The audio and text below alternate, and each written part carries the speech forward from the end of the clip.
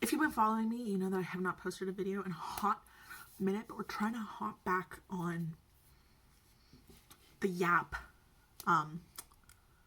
hop back on my Yap shit. And also, I just read a book that pissed me off so much that I actually have to talk about it. I hate every single person on the internet who was ranting and raving about how much this glorified self-help book helped them. If this saved your life, then honey, I think you need to take a trip to the Midnight Library. Just kidding. But this book is not very good. It's contradictory. It misuses the fig tree metaphor from the bell jar, which pissed me off. Sylvia Plath, my homegirl. The bell jar is one of my favorite books. And the fig tree metaphor haunts me every single day of my life. Every decision I make, I'm like, fuck, I'm in the fig tree. There's so much about this. Matt Haig, count your days. Because this book, garbage. Garbage. And I'm going to detail why. Because I don't believe in unjustly hating something. I'm never going to hate something without like a legitimate reason to hate it. Because that's just not smart. And I'm an intellectual. I'm a university student. I'm getting a literature degree. We're 1 year down of getting the literature degree. And so I would say that I have like the nerdy qualifications. I've also been reading books since I was a child. And so I know a thing or two about what a good book is. Not that like every book I read and give 5 stars to is a good book. That would be a lie. That would be a mistelling. That would be misleading. That would be a falsehood. But I would say that I generally can discern what is like, okay, this isn't really like literary merit to it. This counts as like literature. Like this is thought-provoking, interesting. The only thought that this provoked in me was I want to go to the Midnight Library. Oh fuck. So I'm very glad that I bought this at a thrift store and I did not pay full price for it. Because on a little tag here at the back from whatever store the poor fool who bought this before me did. Granted, I'm also a poor fool because I bought it after having seen someone donate it. So, the poor fool who bought this spent $21.99 Canadian. Yikes. It's not very good. Also, Neil Gaiman gave it a review, so that's not nice. So basically this book, Nora Seed is 35. Keep that in mind when I'm talking about her. She's 35. This is a grown woman. Like double my age. I'm 18, by the way. This is a grown woman, double my age, and I was reading this book, and I was like, girl, I wouldn't even think these things. I didn't even think these things when I was 16. And not even 16. I didn't even think these things when I was like 14 and sat on the internet. Like, what are you talking about? She is an annoying person. Like, the thoughts that she has, I'm like, girl, I'm having a pretty shit time too if we're doing the Misery Olympics. Be so for real. Girl, I need you to be so for real with me. Misery Olympics, she's such a millennial and it pisses me off. Like, not that I dislike millennials, okay? Sally Rooney, queen of writing millennials and that generation in like an interesting way and actually having like a commentary on like the class struggle and the context to a generation. This book just says LOL OMG and the world's smallest violin is playing. Like, I just find her annoying. This book, the writing is also bad. Matt Haig, skills, I'm so sorry, not very well developed. I mean, like, it's a little bit mean. But at the same time, girl, if you are going to be writing a book, like, if you write a book and you publish it and it sells millions of copies, I should be allowed to then read your book and tell you that it's not very good. Like, this had to pass through so many hands to be published. This had to be edited and proofread, written in the first place. Like, someone could have said, hey, like, this dialogue's weird. Or, like, maybe don't say LOLOMG in the middle of your book on, about depression. It's also just, like, kind of boring. It goes by very fast. I read this in one day. Because it's not a very complex book. That sounds really mean. Not that, like, you should be struggling to get through books and that's a sign that you're a real reader. But, like, or that if you read a book in a day, you didn't actually get it. That's not what I'm saying at all. But, like, it wasn't, like, a difficult, like, it didn't make you, for a book that's supposed to be about such heavy topics, there were no moments where I was like, oh, and, like, I had to sit with how I was feeling. Because I didn't feel anything. Because, A, I found the character fucking annoying. And also, the author didn't really give you any space to ruminate on any of the things that happened to her, because we got to move on to the next thing. Like, there were no emotions. Like, I could understand that what was happening is that sad, but, like, I feel the emotion because I never got connected to the character. So I'm going to break down for you what happens in the Midnight Library. So the Midnight Library, we meet Nora Seed, which, I don't know if seed is supposed to mean that she's, like, hasn't been planted.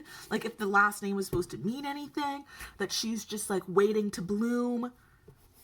I think I might be reading into it too much because I don't think Matt Haig had much of a plan beyond, like, his concept of the Midnight Library, which is basically Nora kills herself, or she tries to. And then she ends up in the Midnight Library, which is like a space between life and death, and it's filled with infinite books, and these books represent different lives that she could have lived if she had made, like, a different choice.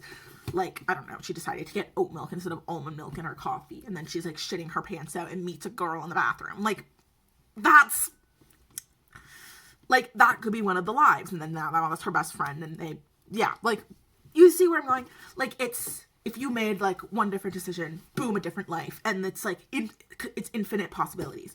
The book hits you over the head with this concept. When she gets to the Midnight Library, she meets her high school librarian, which is fun, like a fun callback to her librarian who had helped her when her dad died and had broken the news to her that her dad had died of a heart attack in her root life, which is the life that we meet her in. So, like, that's a fun callback that this is someone who helped her. But, this librarian must think that Nora is dumb, or Matt Haig must think that his audience is dumb, because he has to keep beating us over the head with this concept over and over and over and over again. But, like, you read the inside jacket of the book, and you're like, Diva, I got it. Like, I clocked it. Like, I know what's happening. Like, he thinks we're dumb. I think that's what it is. And I hate when authors, like, are writing their book like their audience is stupid, because it comes across as if they're trying to remind themselves of what their concept is. And also, it's just not an enjoyable experience when you're reading it and you feel like you're losing brain cells. Like, or you feel that, like, the author doesn't trust you to understand what they're talking about. It's like, girl, you're not, like, Homer. Like, you're not writing the Iliad. There's not a lot to decipher here, sweetie. Okay? Like, this isn't a crazy complex idea. Is it an interesting idea? Sure, Matt Haig. Maybe I'll give you that one. But other than that, like, girlie, you're not, like, reinventing the wheel on anything here. So Nora, we find out that she has a lot of hobbies. She has, like, a lot of hobbies. She has a lot of different directions that her life could have gone. She could have been an Olympic swimmer. She could have been a glaciologist. she was in a band with her brother, and she could have gone on to be a musician. They apparently had a record deal for Universal lined up, and she was also on track to be an Olympic swimmer. She could be a philosopher, a philosophy professor. She could be a writer.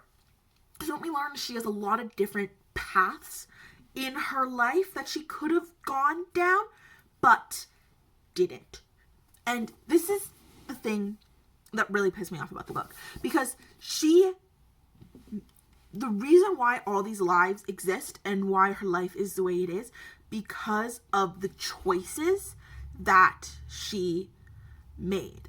And so the beginning of the book, the first little bit of the book, is just all this exposition of telling us all the choices that she made that led to her being unhappy.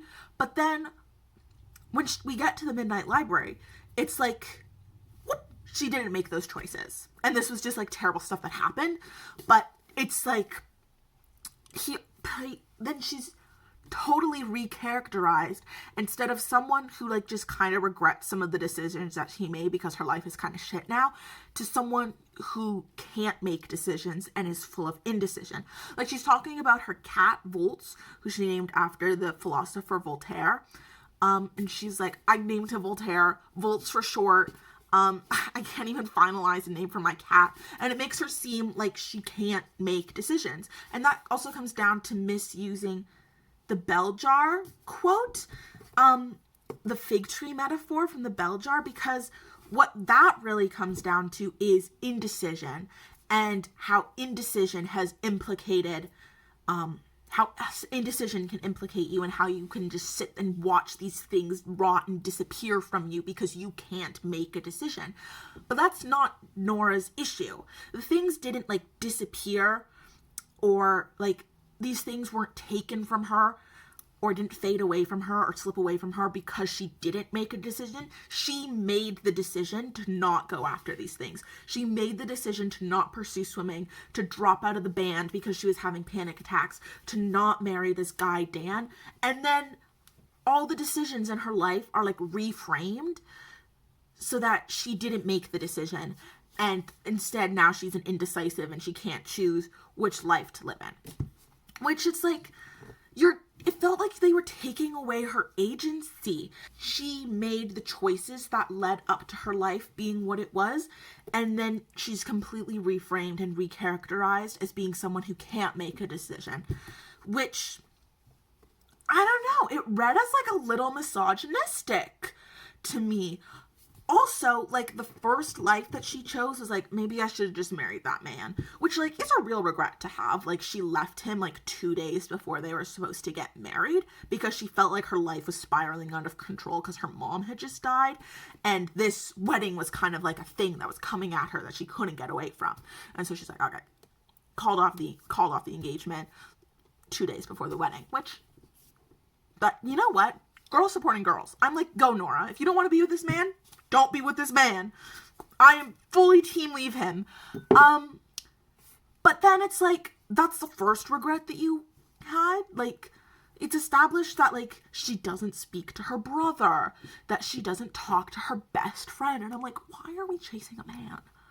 And even like the last life that she goes into, I think it's the last life that she goes into, is pursuing a different man, a different potential love interest. It's like, girl, we really do not need to be doing this. And the way that this is phrased, it's like he like really saved her.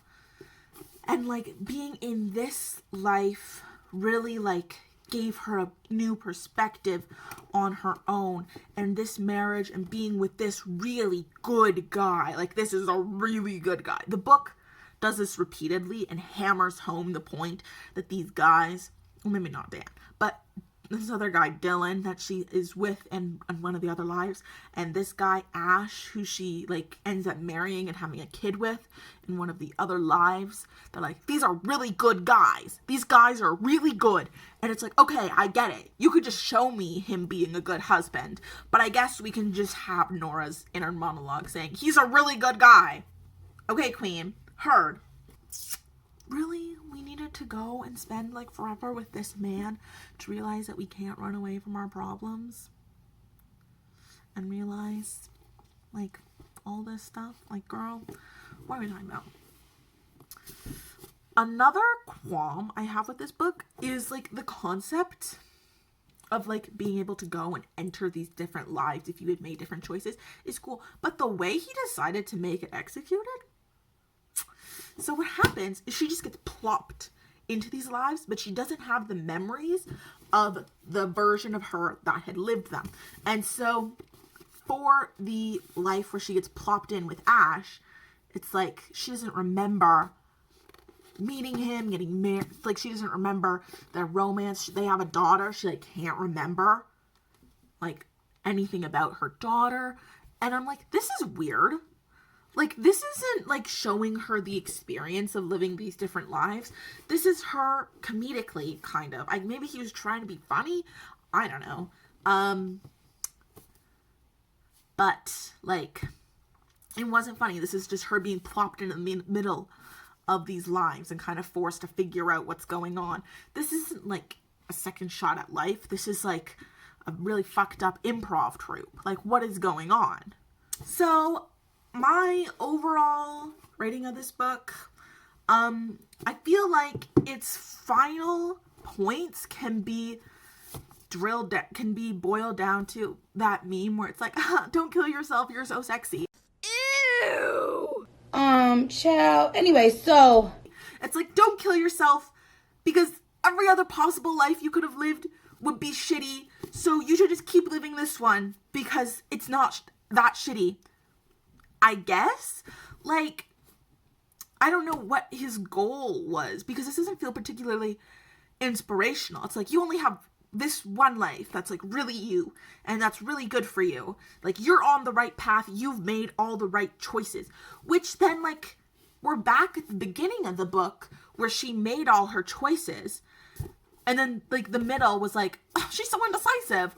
And now it's like, you made all the right choices, girl. Pardon? Like, Matt Haig, I don't know what you were, is that how you pronounce his name? Sorry to this man. I don't know what he was thinking. In terms of mental health representation, I'd say this is not very good. So if you liked this book, I apologize. The writing is really clunky, and I think it's a poorly executed concept. Cool concept if it was executed by someone who had more skill, and if it was actually edited, treated like if it actually wanted to explore its topics.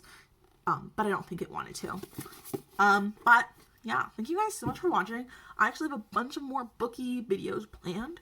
So if you want to follow along, subscribe to this channel. I'm doing a British accent to mock Matt Haig. Drop me a comment if you liked The Midnight Library and try to change my mind. You probably won't. And I'm probably going to donate this back to the Goodwill that I bought it from. Thank you so much for watching, and I will see you guys later. Bye. Mwah.